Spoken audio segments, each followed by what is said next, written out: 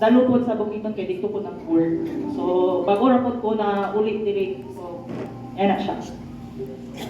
Ako request is, pwede ra ba nga motindog kung part ka ni nga lapit mo, doon ko nga, ang mga taga-lokal ng Lapuyan. So, motindog din mo, di mo palakpak din mga igsuon. Okay na ba? Okay.